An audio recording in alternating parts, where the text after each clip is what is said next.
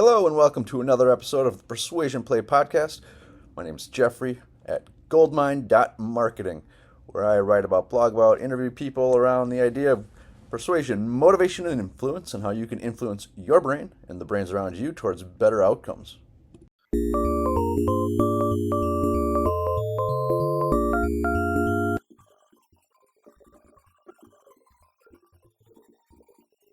Today on the Persuasion Play podcast, episode 8, I am thrilled to welcome our guest, Drayton Bird. Drayton's an old school advertiser and direct marketer who worked alongside Eugene, Schwartz, David Ogilvy, and many other big names. Do you know the secret of success in this business, Drayton? I said, no, David, what is it? If you don't know Drayton, you will today. He's a very funny man. He's got a new autobiography coming out titled, You Did What? You can find that at youdidwhat.co.uk. Should be released on December 20th of 2019. Everybody, thanks for joining us. Good morning, Drayton. How are you? Good morning. It's good afternoon. I'm feeling like shit, but other than that, because I've already done one interview, and the book is going out to print today. Ooh. In fact, in about an hour. Oh, very exciting. I do appreciate your time this afternoon. Pleasure. How can I entertain you, sir? All right. Well, my name's Jeffrey. I very much appreciate your time this morning or this afternoon. Just looking forward to learning some stuff that you have learned about marketing and everything else throughout your career. And I know you have this autobiography coming out called You Did What? No, what is it called? Called What Did You Do? What is it called? What did I do? What did you do? With murder. Nice. Well, it's where would you like me to begin? What would you like to know about? You tell me, and I'll tell you. You know, you've had quite a storied career, right? I guess if you don't mind starting back at the beginning. I think when you were a young man, you got into advertising about age 23. Is that right? Yeah. Oh, I can see you've done your research. You're a bit of a worry to me. I prefer people who know nothing, who just think, who am I talking to? Oh, yeah, right on. My problem, I have many, but the problem at the start was the discovery of sex in 1957. Okay. But unfortunately, having discovered sex, I hadn't discovered contraception. So the stage I was in then, actually, was I'd won a scholarship to a university in Manchester. And I walked out after a year because, as I told the woman who was doing my Spanish oral, who said, ¿Y cómo le gusta la universidad? And I said, no me gusta mucho. And she said, why don't you like it? I said, it's boring. It's not as interesting as my father's pub. And she said, oh, ¿qué va a hacer? What are you going to do? I said, I'm going to leave. She said, what are you going to do? I said, I'm going to be a writer. So I left, and my father was absolutely furious. He said, when I think of all the money we lavished on your education, he didn't actually say ungrateful wretch, but so I left. And I said to her, I'm going to write. And I got a job writing for a magazine which called Cotton, which you shrewd listeners will note was about cotton.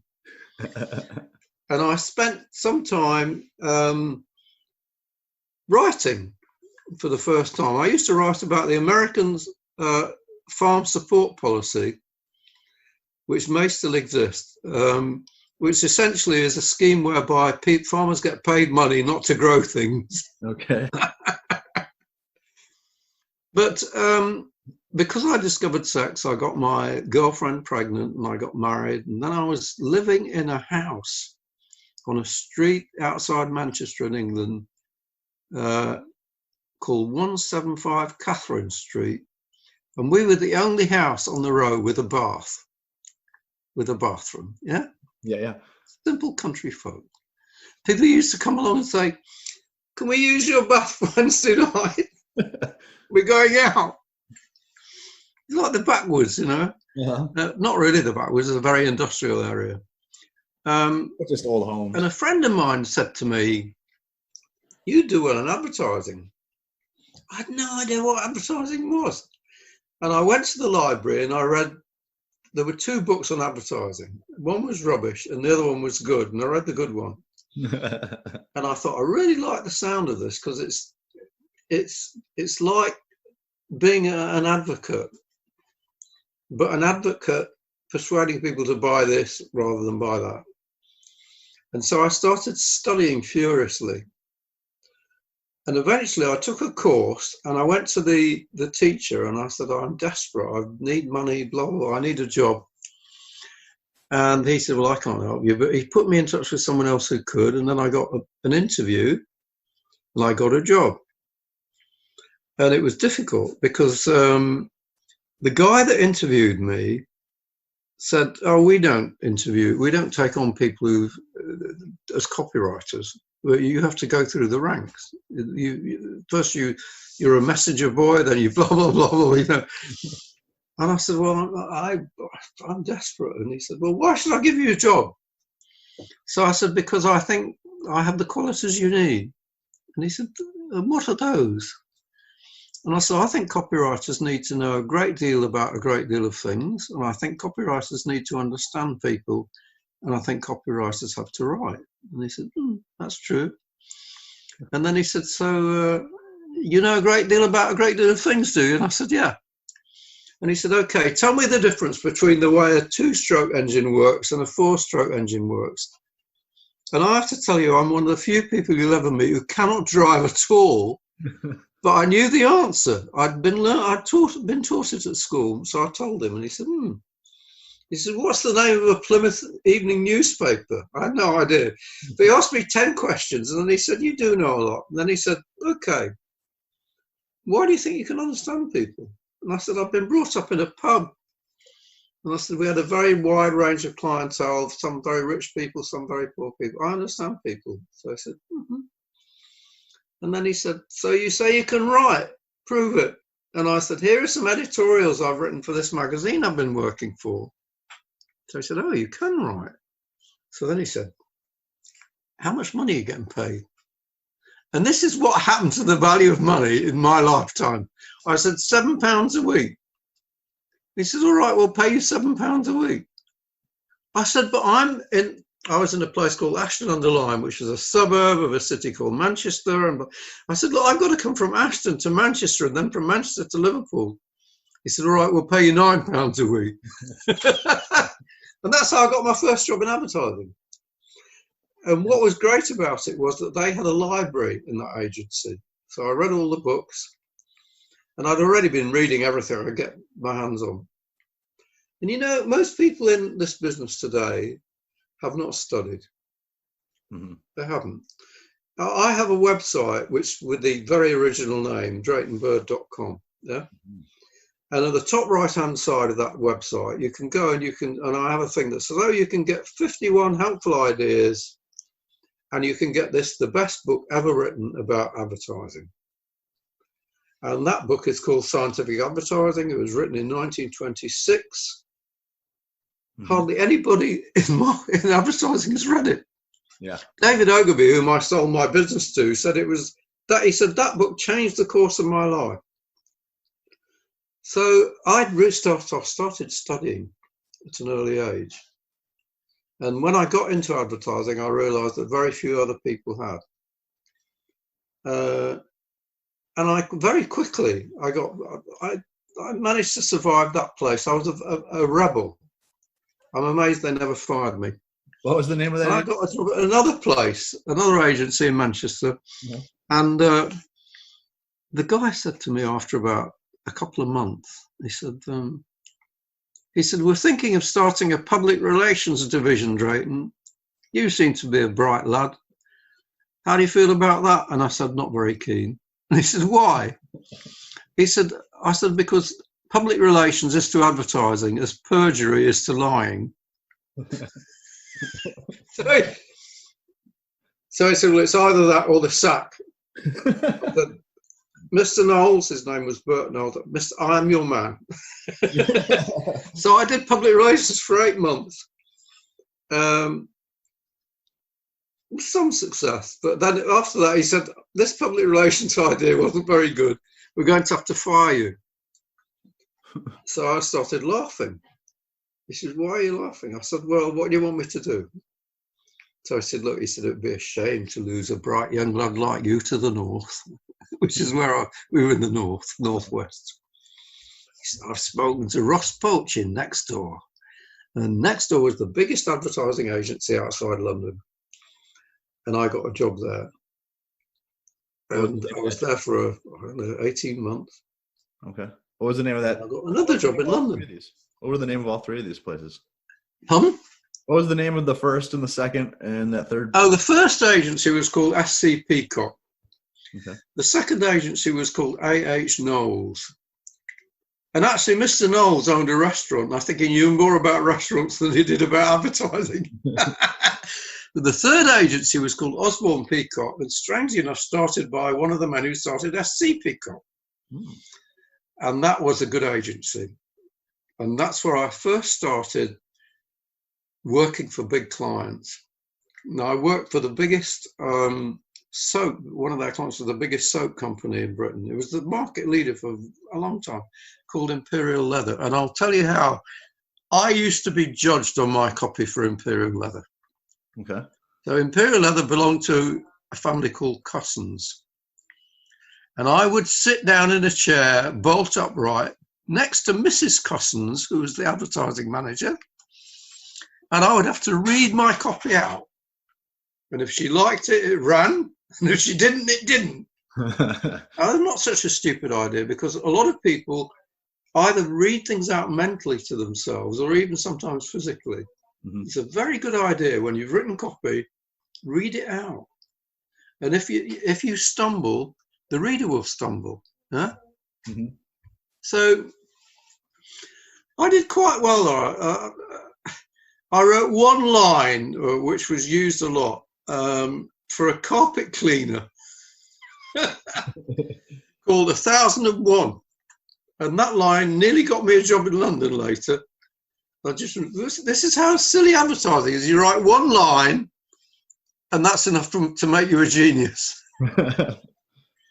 But I was very rebellious in those days. And also I wanted to get a job in London.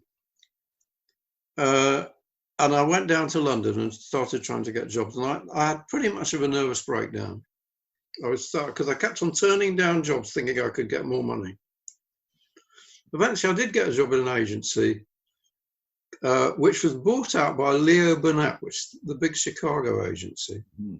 And I discovered only 10 days ago that I was taught by the original Don Draper from Mad Men. Huh. Because I was reading about about 2 weeks ago about one of the guys who originated Mad Men, about who he modelled Don Draper on. And he said it was a man called Draper Daniels from Chicago. Draper Daniels came from Leo Burnett in Chicago and taught me how to present. But I never knew who he was until only about 2 weeks ago. And I always remember how he taught me. He was very funny. How's that? And I learned something that David Ogilvy, who bought my business later on, once taught me. One night, David and I were having dinner at Claridge's in London. And David said to me, "Do you know the secret of success in this business, Drayton?" And I said, "No, David, what is it?" And he said, "Charm. Charm." Mm. And Draper Daniels was charming. The presentation was charming. And I learned from that, if somebody says to you, "We're going to do a presentation, would you like to attend it?" Does your heart leap within with you with happiness? Or are you thinking, "Oh God, not again"? So I learned the most important thing about selling, really, that first of all, you must charm people. You must make them like you. Mm-hmm. And sometimes it's very easily done. I discovered years later that if you start a talk by saying, in a big audience, and you start by saying, "Hello," and then you put, people like it, Uh-huh.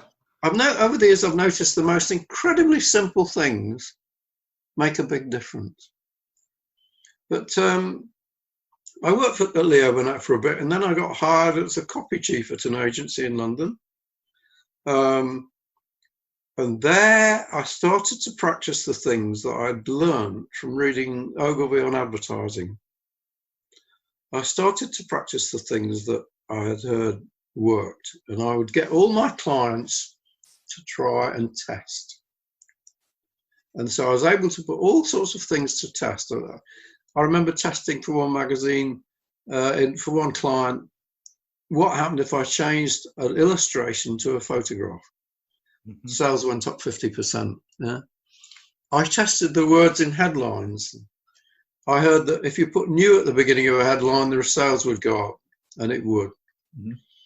I tested putting people in the illustrations and realized, yep, sales went up.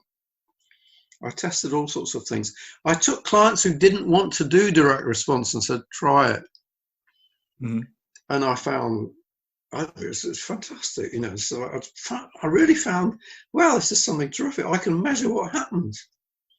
And that really set me off on a course of constantly writing stuff that had to get results, measurable results. Mm. And to be honest, I've been in many businesses since, but that's the thing that really started me off. And it still interests me.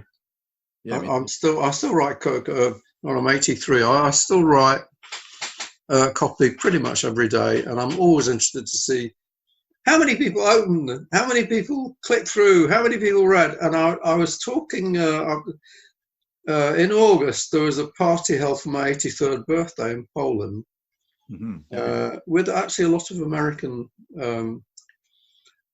writers and one or two Australian ones. And I was talking about that's how I got involved, you know. Mm-hmm. That's how I got involved. Yeah, you're not a big fan of institutional advertising where you just continue to throw. Well, institutional advertising, if you look at it, let's take something that anybody watching this can find out if they spend 5 minutes. Yeah? Go and look at the first 10 websites you come across, first 20. I guarantee that 8 out of 10 will be the client talking about themselves. Yeah? Mm-hmm. We're so-and-so. But, you know, when you meet somebody that wants to sell you something, the last thing you want them to do, we're so-and-so, I'm so-and-so, I don't care. Let's take one of the most dangerous things going on online today. It's called LinkedIn. You go and have a look at LinkedIn. Join LinkedIn, see what happens. I'll tell you what happens. Okay. You get an endless stream of messages from people saying, we do so-and-so, we can do so-and-so, blah, blah, blah, are you interested? Mm-hmm. And LinkedIn makes it very interesting to say, yes, I'm interested, no, I'm interested, blah, blah, blah. So what LinkedIn's asking you to do here, number one, it's asking the person who's joined to send out stupid messages, because nobody wants a message saying, we specialize in so-and-so. I don't care what you specialize in. I want to know, what have you got for me today? And then LinkedIn enables people to say yes, no, maybe without thinking. Mm-hmm. You know what happens if you don't think? Oh, your brain dies. Yeah, true. So you've got all these things going on online. Alexa is another one. Yeah, all these things going on online. The main end of which is we're teaching people not to think. No, and you know what? The biggest muscle in the body is the brain. And if you don't exercise your muscles, you die. Mm-hmm. So everything's going in the wrong direction. Yeah? Lots of things are going in the wrong direction. I'll give you an example. When I got my first job as a creative director, if I wrote something that was a bit dodgy, yeah, mm-hmm. immediately a body called the Advertising Standards Authority would get in touch with me and say, you can't run that in the papers. You have to prove what you're saying is true. You go online now, there's more bullshit than you can sink a ship in. Yeah? People say, Bristol woman is raving about new funeral insurance plan. You know, in those days, if you read something like that, the newspapers would be on to you, and if they say, which Bristol woman? Where did she say it? Is she raving mad? Yeah. You have to prove what you were saying to him. What's going on the internet now is like the Wild West. It's like, the guy rides into town. So I've got this, blah, blah, blah, going to save your life, Uh-huh. And then it takes your money and buggers off, yeah? That's what's happening on the internet. What's happening on the internet is that advertising is going backwards. And people are learning the wrong stuff. And people are measuring the wrong things. I was in August, there was this big thing for my 83rd birthday in Poland. And one guy stood out, it was fascinating.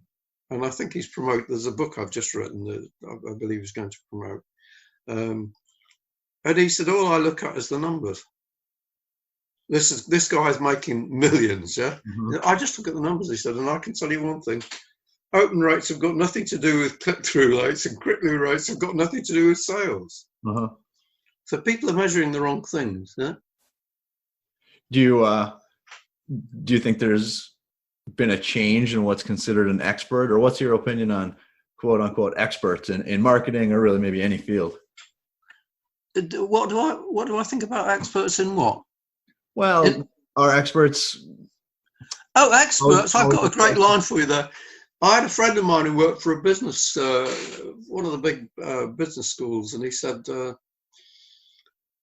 and he talked about this, and he said the typical presentation is given by a guy from out of town who knows nothing about the subject but has lots of slides. Mm-hmm. They're full of experts, yeah? Yeah. The world, I know you say I'm an expert. Oh, really? What are you an expert on? There's a guy that I know who's a very well-known business school professor, very, very well-known, and he teaches other people. And I once wrote to him, I said, can you tell me about any brands that you yourself personally promoted that have made money? Mm-hmm. Silence. No, he's just a bloody expert. Uh-huh. Anybody can say they're an expert. I want somebody to say, okay, you think you're an expert? Prove it. Take this and show it to me. That all my life in business, I've had to write things. Either they sold or I got fired. Either they sold or I got fired. Even now, I'm almost retired, but I write emails pretty much every day, and I measure the results. And I'm always keen to know, did we get any business? Yeah. Mm-hmm. But most people what's happening is the blind leading the blind. Yeah. Because you've got people at the client companies whose main characteristic is they have fancy titles, chief bullshit officer, or this, that, and the other, Uh-huh. But they've never risked their own money. Sure. There used to be a restaurant in London in Soho, French restaurant, and it had a slogan outside it: "Le patron lui-même mange ici." This means the proprietor himself eats here. Yeah. A lot of the people that advise other people in marketing, they don't eat their own cooking. Mm-hmm. They don't risk their own money. Right from the start, when I began, I thought, I'm going to find out for myself how this works. I couldn't wait to test something, to sell something myself, see if I could sell something. And I've done that ever since. So after your agency work, I know that you lost millions of dollars or pounds, more than once. You've gone broke and you had to live under an assumed name for a while. How did that all, tell us the story, how that went down, if you would. I think let me tell you, there is something that I decided years ago, that the road to success is paved with failure. Mm-hmm. And the road to failure is paved with success. When you're doing extremely well, you go, oh, great, well, let's go and have another drink. Yeah. When you're doing extremely badly, you say, oh my God, what's done wrong? What can we do? So you don't learn from success generally. You only learn from failure. You learn from what goes wrong. Mm-hmm. And you have to try harder. I found the first time I tried to sell anything seriously, it's one of my favorite stories. This is in the 1960s, and there was a fashion for a thing called a wiglet. A wiglet was a little thing that you put in under, if a woman put under her hair to make it bouffant. Okay. And that's a style which was popular in the 19th and become popular here now. Yeah, quite often. Yeah. It'll bump it, I think they call So it. we decided, a friend of mine and I decided to sell wiglets. And I wrote an ad and we ran it in the newspaper. And we were using his father's office to get the post. We went to his father's office the next day and we could not get in. And we thought, what the hell's gone wrong? Until eventually we got in and we discovered the reason we couldn't get in because there was a huge pile of envelopes full of money on the other side of the door. We thought, wow, we're rich, you know. And we would have made, after that one advertisement, the equivalent of about $80,000. One ad. What year was this? About? What year? This was 1964. Yeah. All right. That was the year my first book came out, which was a novel. Anyhow, the next thing that happened was, that in order for people to buy these things, they had to make sure that they had the thing they bought matched their hair. So they all had to send in clips of hair. Okay. And we were dealing with a hairdresser. And the hairdresser put all these clips of hair, dozens of them, on a window, on the sill. And somebody opened the window and the wind went, and they all got mixed up. We made no money, but we thought, well, that's all right. But then the hairdresser decided he would go into the same business. Oh, no. So he ripped us off. But he didn't know how to write advertisements, so he didn't make any money either. So I would keep on trying to sell stuff, you know. That's what I did. And did that hair wiglet drive you into bankruptcy, or was it something different? Different problem? No. Oh, you want to know how I went broke? All you want is miserable stories. Well, you got to have the low to get the highs. I'll tell you what happened was after that, I went and worked for a lot of American mail order people, including a very well-known man called Eugene Schwartz, who taught me a hell of a lot. Mm-hmm. And I really had the bug, you know. Mm-hmm. Really had the bug. I went to work for a very famous advertising agency for a bit, but then I started out on my own with a partner. And we were making money like there was no tomorrow. But there was one product we were selling that gave us something of a problem. And we were selling franchises for this product, which was actually getting people to sell fire extinguishers door to door. And a newspaper ran a half-page article saying that the fire extinguisher didn't work. And our cash flow went into reverse. So, you know, because we were offering money back guarantee. Yeah? Uh-huh. And I, struck by coincidence, we had a number of businesses, that were just one, but that was a big one. I knew somebody who worked for me who, by coincidence, knew the fireman who'd been employed to conduct the tests that suggested the fire extinguishers were dangerous, didn't work. And the tests were rigged, and I could prove it. And I went to a lawyer and I said, here's the facts, blah, blah, blah, what do you think? And he said, you'll undoubtedly recover. I said, what do you mean recover? He said, you'll win the case against the newspaper. So I said, it's good news. I said, how long will that take? He said, these newspaper Johnnies, they take a long time, you know. 3 months, 4 months, 6 months, a year. I said, I'm going to be broke in 6 months. I'll be broke in 2 months, and I was. And I lost so much money, and I owed so much money to the tax people that I had to live under a false name for the next 7 years. And I did everything you can imagine and a few things you couldn't to make a living. I sold fake Chagall paintings in Australia. I sold swimming pool franchises in France and Germany. I wrote speeches for the head of Imperial Foods. I wrote a guidebook to London. I wrote a book about cowboys. Any damn thing. Because by that time I'd got married again.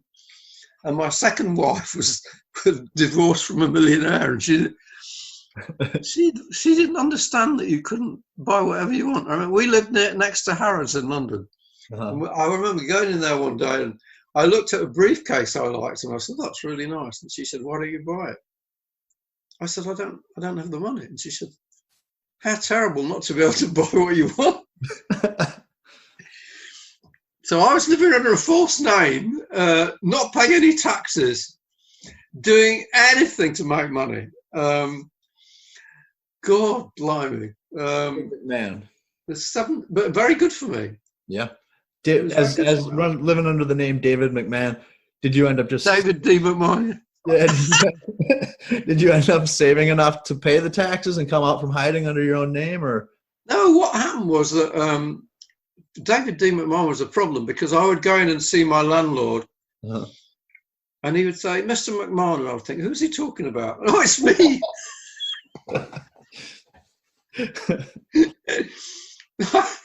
Eventually, one day, a friend of mine, a copywriter that I'd worked with, one of the jobs that I did during that period was I was like a roaming creative director. I would go into an agency and help them write stuff.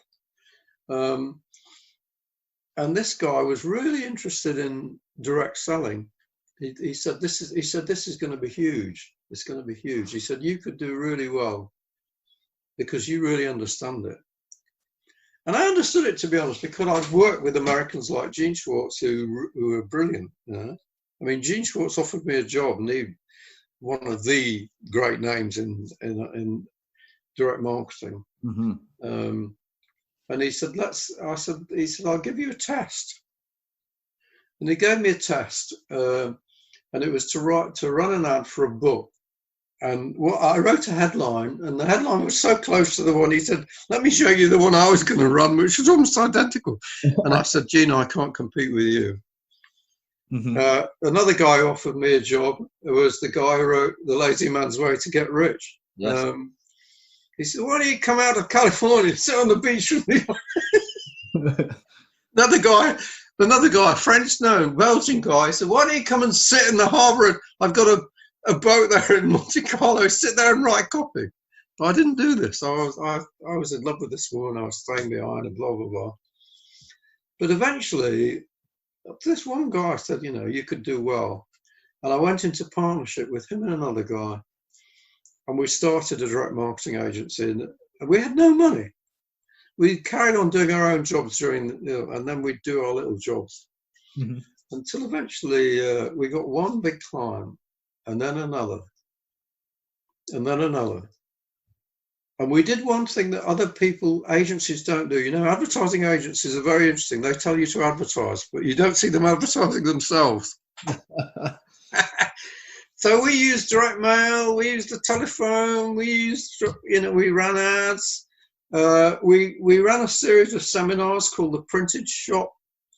We did any bloody thing you could do to promote ourselves, and 3.5 years later we were the biggest direct marketing agency in England. And I wrote a letter to a magazine called Campaign because somebody had written something very critical of David Ogilvy, and I said, this man isn't fit to kiss David Ogilvy's arse, or something along those lines. And the next day the phone rang and a voice at the other end said, David Ogilvy here. I said, a very nice letter you wrote. I went, put my hand over the receiver, turned to my PA and I said, David Ogilvy. And the day after that, the head of Ogilvy in Europe, actually, he wrote me and said, that was a very nice letter. You wrote a campaign about David. Put my hand, I said, Ogilvy wants to buy us. We'd been approached by 8 of the top 20 advertising agencies already. But we sold to Ogilvy. Mm-hmm. And I was very lucky. I got on very well with him. I remember the first time I went to meet him after we'd done the deal, it was in Amsterdam. And I'm so disorganized, it's not true. And in those days, I used to wear a lot of cologne. Are you wondering what these have got to do? So I went to the wrong office. And I ran to the right office. And by the time I ran there, I was stinking of cologne. I got in there, and David was sitting there on a settee, and he said, "Oh, Drayton," he said, "come and sit here." I sat down next to him, and he went, "Is that you?" He said, "You smell like a horse boudoir." So I said, "How do you know, David?" We really got on very well. I remember a few years later, I stayed with him at this. He lived in a big chateau in France with my third wife, who was American and who David really liked.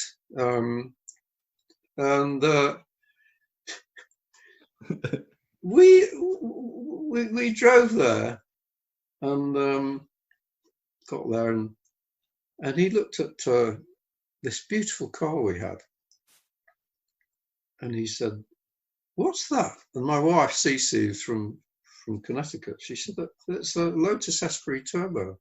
What a beautiful car. And then the next morning he said to her, "Can we go for a ride in your beautiful car, Cece?" She said, "Of course." You're listening to another exclusive interview from the Persuasion Play podcast with Jeffrey Thomas. For more information about persuasion, motivation, and mindset, and how you can influence your brain and the brains around you, visit my website at https://goldmine.marketing. And so he got in, and then drove into the local town, and then he said, how do you wind the windows down?" She said, "Oh, no. You just press this button and down the window."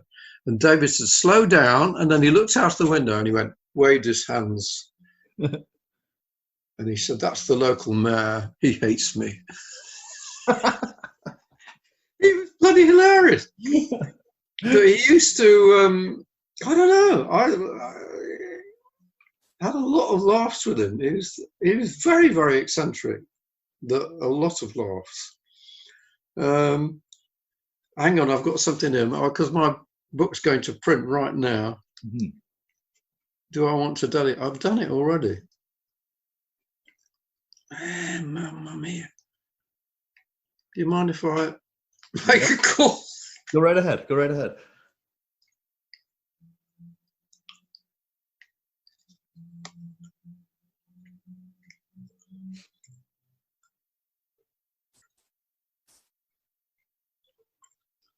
Yeah, this is a very fraught day for me. I've been up since 5 o'clock.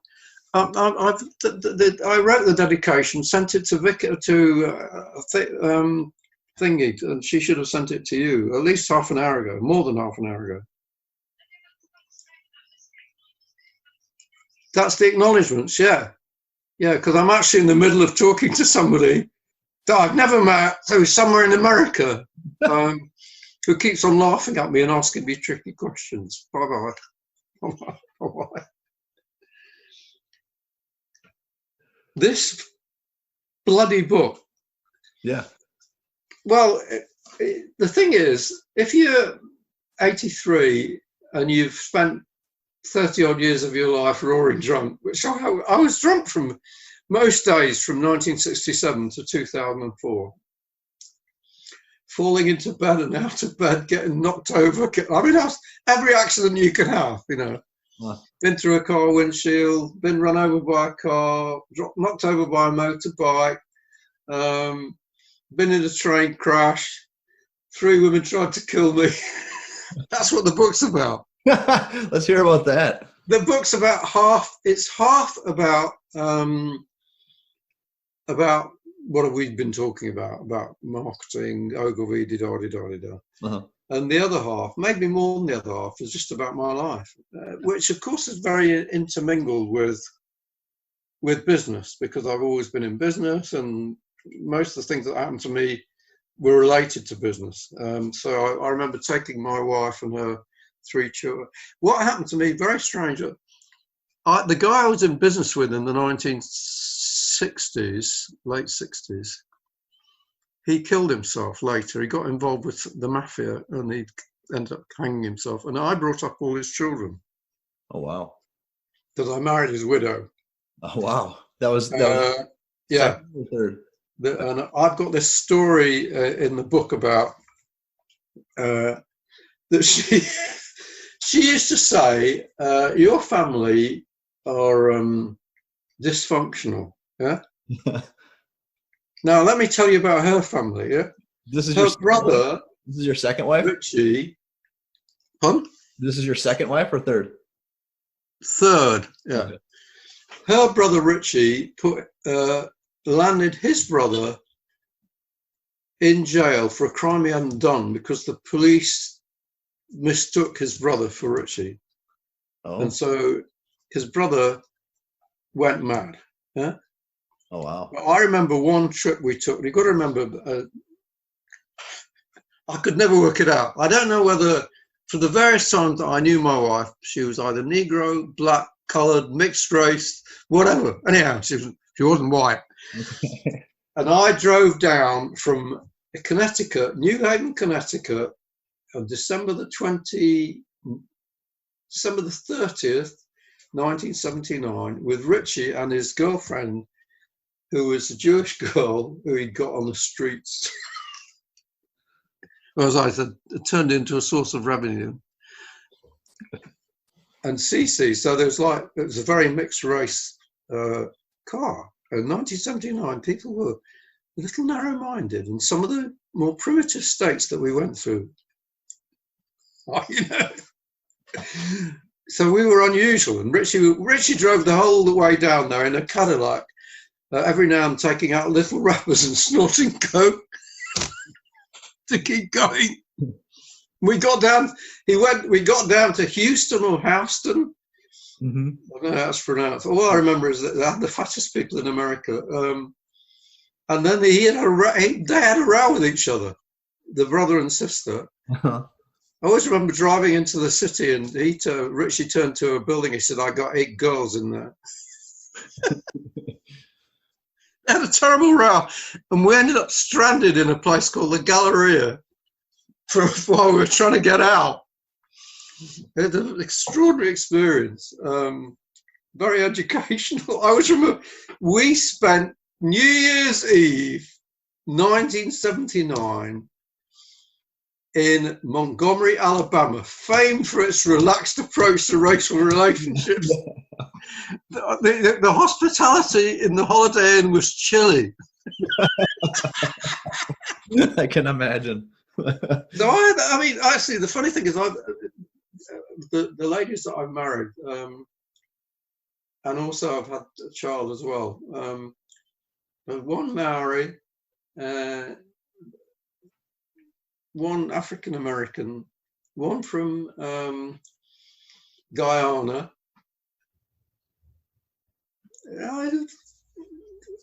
Be nice to everyone. That's what I think. Yeah, that's good advice. Well, was it your second wife that, or maybe it was just a girlfriend that tried to stab you? What happened there? Oh, the first person to try and stab me was, what happened was, my first marriage was, you've got to remember, sex was discovered around about 1957. Uh-huh. By the world. And and I got my first wife, my girlfriend, pregnant, but I didn't plan to marry her, but I did marry her because she insisted. And I was faithful. I tried to be unfaithful, but because I'd been to a religious school, I felt so guilty I couldn't manage it. Until one day, I had a secretary, and she had been convicted of drug, quite falsely actually. She was falsely convicted. But she'd been a very successful call girl, and she knew exactly what to do to attract my attention. I ended up living with her, but the thing is that she was very jealous. She was one of the most jealous women I ever met. And one night I came home from the agency where I was creative director, and she said, "So what did you do today?" So I said, "Well, I had lunch with so-and-so." She said, she looked at me and said, "You fucked her, didn't you?" I said, "No, I didn't." She said, you can be honest with me. I understand, I've been around, you can tell me you fucked it, didn't you? I said, no. She said, what did you do? I said, well, we came, she had lunch. We came and had lunch and I kissed her and you fucked her, didn't you? I said, no, I didn't. She said, well, you don't have to lie to me, Drayton. Just tell me the truth, come on, I understand, what kind of a life I had. She went on and on and on and on about it. And you tell me, I said, for Christ's sake, in the end, I said, look, if it makes you happy, I fucked you. So she went, and she hit, and I started bleeding all over this beautiful suede coat I had. And I ran out of this flat, the apartment we had in the centre, in a place called Queensway in London. I ran, and she was following me, hitting me, until eventually she gave up. And I went around the corner to a hotel, and covered with blood, And I said to the guy, I said, do you have a room for tonight? Certainly, sir. As though every night, people come in covered with blood. So I said, I'll be back. And I went back to the flat, and I got there, and I said, let me in, fuck off. Let me in, fuck off. Let me in, fuck off. Let me in, fuck off. Eventually, she opened the door and came straight at me with this knife. And if I hadn't been wearing this new, beautiful mushroom suede coat, I would be dead. Wow. But I swung her around. She was naked. And I was inside and she was outside. Let me in, you fucking let me in. Eventually, I let her in. I said, push the bloody knife through the letterbox. And when she did that, I let her in. And then I thought, what am I doing? I'm paying the rent here. Why am I moving out of my own flat? I'm staying the night. So I spent the night on the couch. And every now and then she'd come out of the bedroom beside him. And I thought, this is not going anywhere. Uh-huh. And shortly after that, a guy that I'd worked with in advertising, the director of the agency I'd worked in, he was in publishing near Harrods, the store, opposite Harrods in London. And I said, how are you doing, Jeffrey? And he said, what? He said, guess what? He said, I've got a Polish girl working for me as my receptionist. He said, she wears the shortest leather skirt you've ever seen and no panties. I said, I'll be there. Of course, it was a lie. I shot there. She was wearing a very short skirt, but she was also wearing panties. But she seemed nice, Polish. And I said, fancy a drink? So I went for a drink. We got on very well. I think she was 17. In those days, I think still actually, the age of consent is 16 in England. Mm-hmm. And so I saw her once or twice, and I have always my life, I've been crazy about music, particularly jazz. And I used to go to a club in Trade Street near Paddington Station in London to see great acts.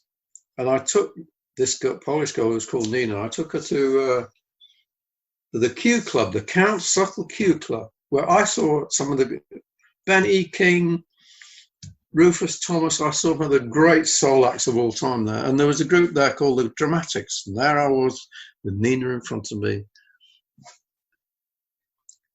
cuddling each other, so to speak.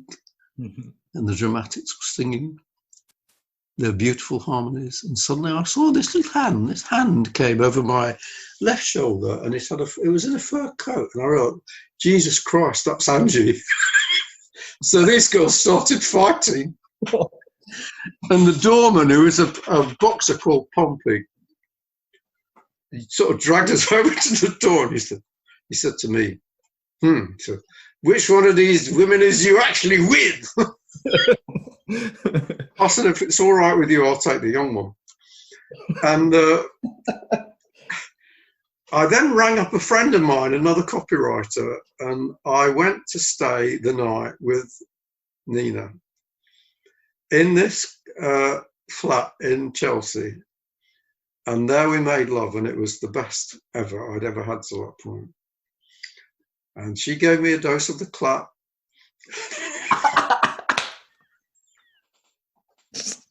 Okay. And something strange happened. What's that? Angie and I must have made friends. I know that she tried to kill herself. I had 2 or 3 women try to kill themselves. I was really good looking then. I show pictures of myself now to girls that I know, and they say, "Wow, you know, if I'd known you then." And Angie, although she tried to kill it, we then made friends because Angie would go around pubs where I'd been to, and because I wouldn't say, she would tell the girl, Drayton, who you saw the other week, may have contracted. But then I went to live with the Polish girl, and so we had fights too. And what happened with her was, she said to me one day, at the time, I've been a secretary for a bit, she said, "My friend Eva," was a German, big blonde German friend of hers, who I nearly ended up in bed with. I did end up in bed with both of them, but they had a row, so nothing happened. Very disappointing. She said, "She's working as a stripper and making a fortune. Do you think I should do it?" And I said, "You know what, darling? You don't want to know. You don't want my opinion. You want me to say yes, because that's what you want to do. So I'm not going to say no. I'm just going to tell you what will happen if you do it." She said, "What's going to happen?" I said, "What's going to happen is it will really put you off sex." I said, "Watching old men in front of you with the Macintoshes over their knees, making furtive movements, will put you off sex," which she did. And so one night she came back about 2:00 in the morning, and I complained about her lack of sexual interest. I won't say exactly what I said. Actually, I said, "You couldn't give a guy a decent wank." So she reached over to the side of the bed, picked up a plate and hit me. And if you could see, you'd see a little scar here. She hit an artery, and I ran up to the hospital bleeding like a pig. And I always remember the doctor looking down at me and saying, "It's just pumping, it's just pumping." I was like, "I'm going to die." He stitched me up. But that was not the first time I nearly died. I died earlier on. I was the first person in the north of England to recover from a ruptured liver because I was hit by a motor car. I can seriously say that I may have led a strange life, but it's been a charmed one. Sounds like it. Yeah, I mean, David Ogilvy at one time said that you know more about direct marketing than perhaps anyone. And he didn't say perhaps. He said anyone. He said anyone in the world. Anyone in the world. It was no half measures for David. Yeah, so that an endorsement like that, I would imagine, would lead to a very charmed existence. That's great. Well, David was a great fan of direct marketing. He described direct mail as his first love and secret weapon. He used it a lot. Mm-hmm. Yeah. I can see you looking for tricky questions to ask me. Yeah, I am. You continue to use direct marketing. You have Drayton Bird Associates, and you have a number of copywriters that work under you, which is super cool. Do you consider advertising? Sorry, these stories got me laughing. Do you consider advertising and marketing a creative occupation, or is it? Is it creative? Less creative and more scientific, like Hopkins style. Well, I think it's Hopkins, both. Hopkins I think it's both. It's both. Okay. I think I can't think of many creative activities which are not do not involve both imagination and discipline. If you take something very much so, music, very disciplined. I've had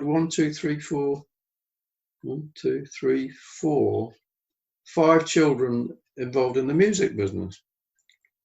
My youngest, who's only 24, who just came 25, she lives in LA, and she's a singer. She writes all her own stuff. But a lot of the work that she's done in the last couple of years has been very technical, to do with the discipline of how to use her voice better. I often quote Mozart, who wrote 30-odd symphonies, all to the same format, so that there is the idea that something could be. In fact, I think that unfettered unstructured creativity is disastrous. Because the human mind likes the reassurance of patterns. Mm-hmm. Yeah. If you've got a piece of music, at the end there has to be some sort of satisfying conclusion. If you've got a film, at the end there has to be some sort of satisfying. If there isn't, people are unhappy. Yeah. Mm-hmm. That's why a lot of very free-form stuff is not particularly, Does that how does that jive with your interest in jazz, though, which is often free form? Well, jazz is very, very, very, very structured. Very structured. That is true. Yeah. I mean, I think one of the greatest, so many great recordings, but say Miles Davis, I saw him. Very, very structured. I saw Louis Armstrong, very, very structured, chorus, middle bit. So, I can't do it. I'm probably the only one in my family who can't do anything musical. But no, you cannot do anything well creatively without discipline. You can't do anything full stop without discipline. Not well. Mm-hmm. Not well. You can do it wrong. Sure. We build on what we've seen before. There's a lovely story about Schubert and Beethoven walking down a street one day, and somebody was playing Mozart on a pianoforte above them, and Beethoven turned to Schubert and he said, "You and I will never write anything that good." Mm-hmm. This is the secret. This is the desire, the urge, the determination, the passion to see what others have done and try and do a little better. Mm-hmm. To that end, I'm always trying to, I wrote something about 3 months ago for a charity. I didn't try a new format. I started with what I knew I started finding something that I thought would break people's hearts if they read it. And I thought, this is a terrible thing that's going to happen if we don't do something. It was all about bees, oddly enough, but the format, what I did, and what I thought, I want pictures of a child that I knew, things that I knew would work. I actually used the little girl that I live with, 2-year-old girl, and I used things that I know. You can't start out miles away from everywhere else and suddenly think, I'm going to invent something. Nobody's ever done it. Mm-hmm. They may appear to have done it to start with, but when you look at it, you think, oh no, yeah, it's a variation on an old theme. Mm-hmm.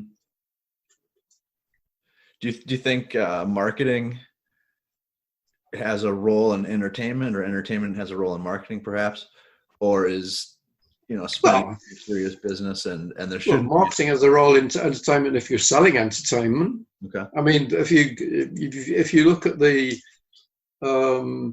landing page for the book I've done, you'll see I've gone to a lot of trouble to make it very entertaining. Like David Ogilvy used to say, you can't bore people into buying.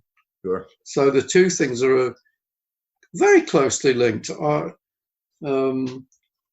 Very, very closely linked. If your marketing doesn't entertain or intrigue or interest, you can forget it. Yeah. Mm-hmm. That's why so much marketing is rubbish. You started off earlier saying that how important charm is.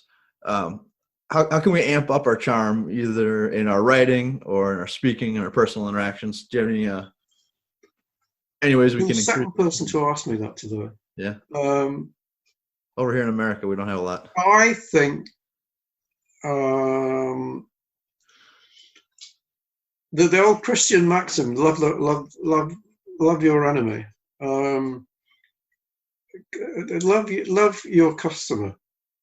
Yeah, spend time. I told a story, our last interview, which about the two great British Prime Ministers, Gladstone and Disraeli. Yeah? A lady met most of them. This would be about 150 years ago, more.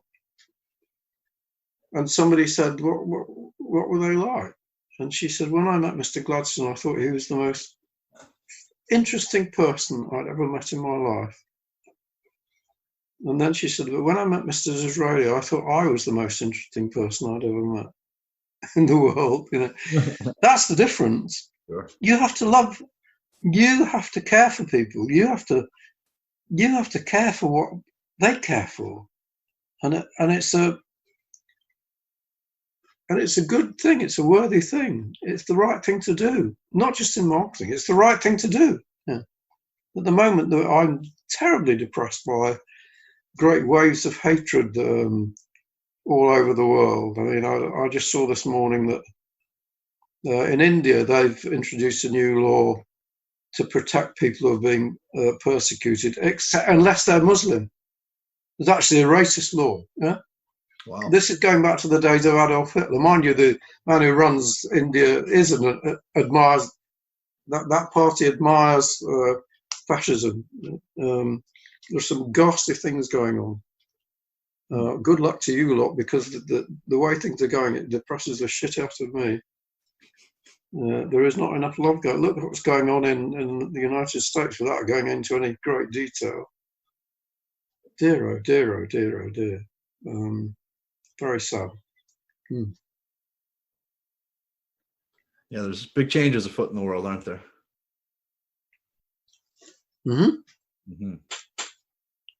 You keep on looking at sort of to one side to find tricky questions that I don't know the answers to. You better hurry up, because I'm getting very tired now. All right, I understand. I'm not really sure. I mean, I feel like we've covered a whole lot of stuff. Do you want to talk about, well, your book is being published. I think it's on the 20th. You said you're sending it out to be printed. Yeah, it's going out now. It'll be, there's going to be a big launch on Sunday, next Sunday. A lot of people have got together and are going to mail it's what I call, David Ogilvy used to refer to orchestration. Many instruments, one loud noise. So a lot of people are going to promote it then. And when I started it, I did it because somebody kept on telling me to do it. And I didn't think necessarily it would do well, but I have a feeling it might do well. If you saw the introduction written by a guy who I hired, I may have mentioned as a vice chairman of Ogilvy and Mather now, it's absolutely hilarious. I didn't see it until 4 o'clock this morning. Shows you how long I've been up. Yeah.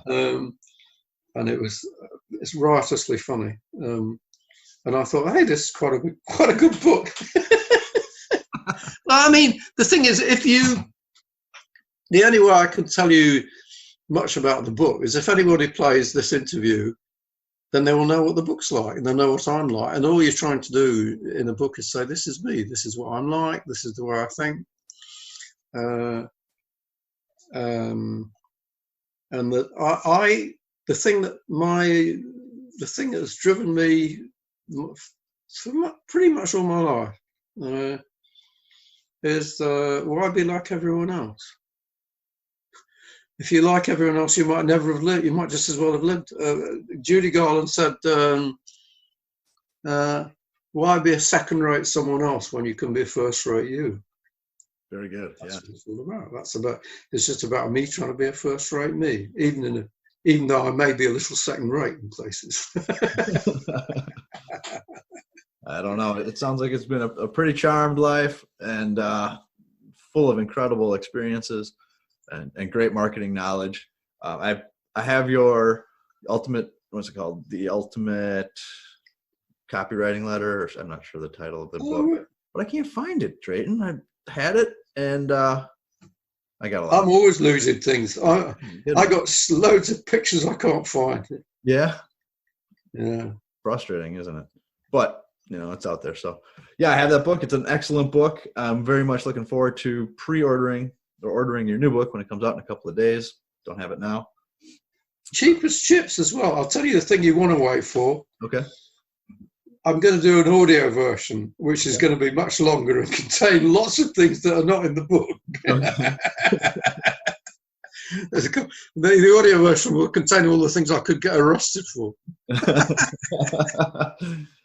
Well, I'll tell you, Anyhow, if you can keep your laughter in there, it's don't let them edit that out. thanks very much for taking so much trouble. Most people who interview, the art of the interview, they don't understand. Good interviews come from good research, just like good advertising does. Absolutely. Thanks a lot. Well, I'm honored that you spent the time with me this afternoon. And, guess what I'm going to do now? Tell me. I'm going to have a drink. Good for you. Bye-bye. Thank you.